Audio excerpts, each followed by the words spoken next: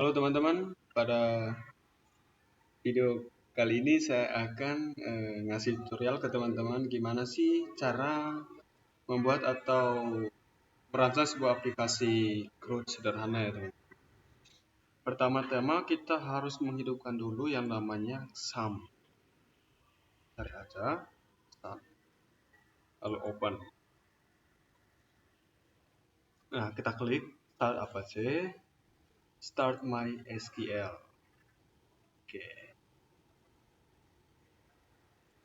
Habis itu kita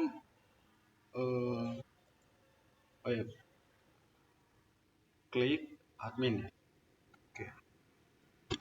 Otomatis kita mengarah ke database-nya. Oke, di sini teman-teman saya sudah membuat sebuah database-nya. Nama database-nya aplikasi UAS PVL. Jadi isinya ada tabel user ya. Oke, kita klik, lalu kita lihat strukturnya. Nah, jadi teman-teman, di sini ada ID login ya. Ini adalah kolom kunci utama atau primary key dari tabel ini. Terus tipe datanya integer.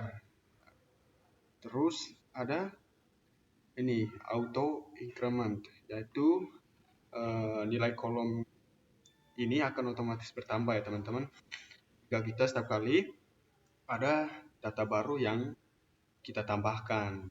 Nah, jadi kolom ini secara unik mengidentifikasi setiap pengguna dalam tabel. Oke. Terus nama pengguna ya, varchar 100. Jadi datanya yaitu varchar. Yaitu untuk menyimpan, jadi di sini menyimpan nama lengkap pengguna ya di sini. Terus ada telepon varchar 15. Jadi dia fungsinya menyimpan nomor telepon dari terus ada email, tipe datanya adalah teks ya, dengan panjang maksimum 100 karakter atau varchar ya. Nah, dia digunakan untuk menyimpan alamat email pengguna. Terus ada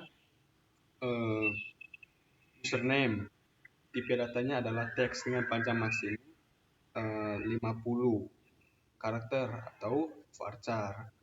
Itu fungsinya menyimpan nama pengguna yang digunakan untuk login nanti. Terus yang terakhir ada password. Tipe datanya adalah teks dengan panjang maksimum 255 karakter atau varchar ya. Jadi dia itu fungsinya untuk menyimpan kata sandi pengguna yang deskripsi. Nah, terus kita masuk ke nah, teman-teman, ini tampilannya. Jadi dalam kolom ini berisi kata sandi pengguna yang telah diinskripsi. Inskripsi ini sangat penting teman-teman untuk keamanan karena melindungi kata sandi asli pengguna dari akses yang tidak sah.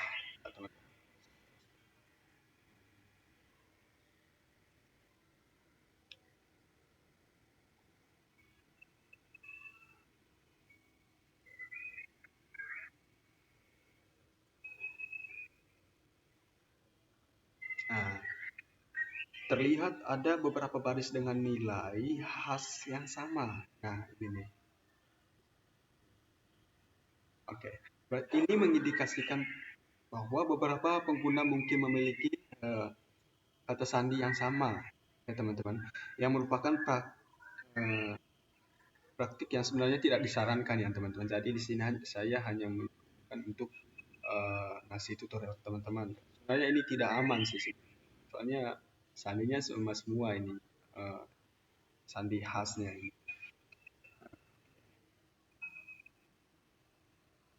Jadi tampilan ini berfungsi menyajikan informasi penting ya, terutama kolom password ini berisi kata sandi terenkripsi.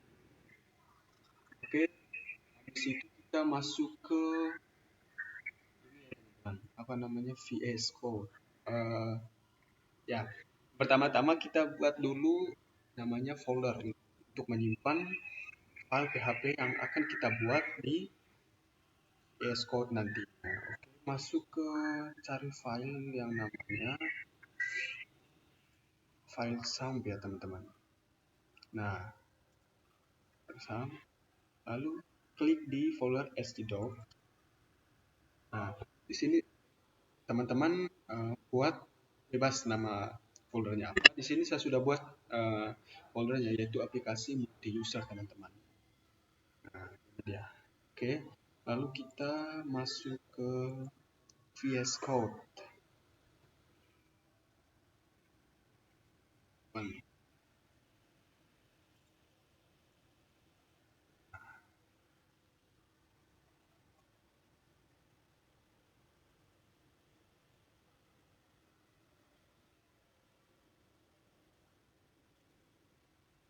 jadi teman-teman, di sini saya sudah membuat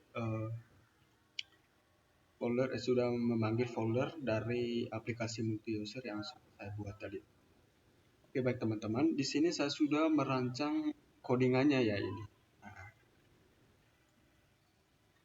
jadi yang pertama teman-teman itu yang pertamanya itu proses code ya teman-teman, bikin semua. Nanti kalau teman-teman mau mencoba, nanti ikuti cara-cara ini atau ikuti codingannya ya teman-teman. Nah, ada panggil PHP, terus ada koneksi. Nah, di dalam koneksi ini teman-teman, jadi codingan ini fungsinya untuk memanggil database yang sudah kita buat di PHP admin. Nah, di sini kita akan memasukkan nama database yang sudah kita buat ya, seperti ini. Aplikasi UAS karena isinya ada tabel user. Nah, kalau kita masukkan di sini yaitu database-nya aplikasi UAS. Jadi dia fungsinya untuk memanggil database yang sudah kita buat. Bahwa nanti kalau teman-teman misalkan mau mencoba, nanti ikuti cara-cara ini. Ya. Oke, terus jika kita sudah membuat semua merancang codingannya, kita ngetes dulu nih yang di koneksi. Kita ngetes dulu nih apakah koneksi berhasil nyambung ke database yang sudah kita buat. Nah, aplikasi UAS. Jadi kita cek dulu nama foldernya apa tadi. Aplikasi multi user teman. Oke, langsung kita buka browser. Localhost.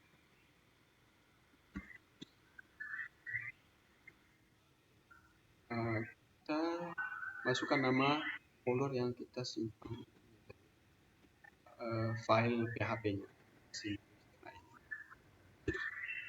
Nah, ini adalah tampilan awal dari aplikasi Cloud yang saya rancang.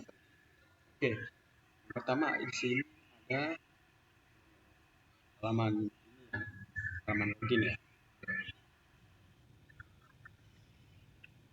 Teman-teman di sini saya masukkan nama saya dengan password yang sudah klik login. Nah, ini adalah tampilannya teman-teman. Ada nama pengguna, telepon, email, alamat, username, password. Terus ada pilihan atau aksi ya. Jadi misalkan teman-teman mau menambahkan data, misalkan nama ini, telepon,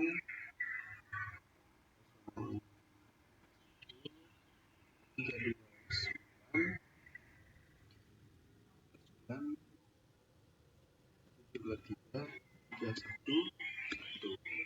kalau pasal itu 329723310 kan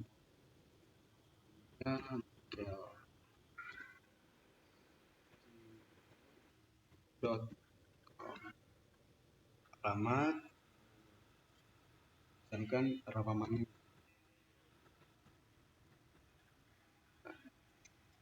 username hotel passwordnya kita masukin 123 aja ya. Oke, tanpa data. Dan jika kita berhasil menambahkan data, pasti ada notifikasi, yaitu localhost menyatakan tambah data berhasil. Oke, mari kita cek nama pengguna. Nah, ini dia teman-teman, Michael dengan nomor telepon 081, email, Michael, alamat, Rawamangun, username mereka. Jadi kita coba ya teman-teman, kita pakai akun ini, Michael. Dari passwordnya tadi 1. Nah, berhasil. Oke, terus kalau kita mengedit ya nama pengguna ini, kita ketik di sini, kita ubah alamatnya Matraman jadi Tugalan. Nah, berhasil tuh.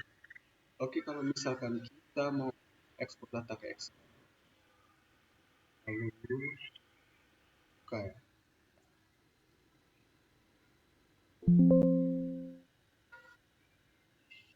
Nah, ini hasil ya teman-teman. Jadi kalau misalkan teman-teman mau merancang ulang aplikasi yang saya buat ini, silakan teman-teman. Nanti saya akan naruh link untuk download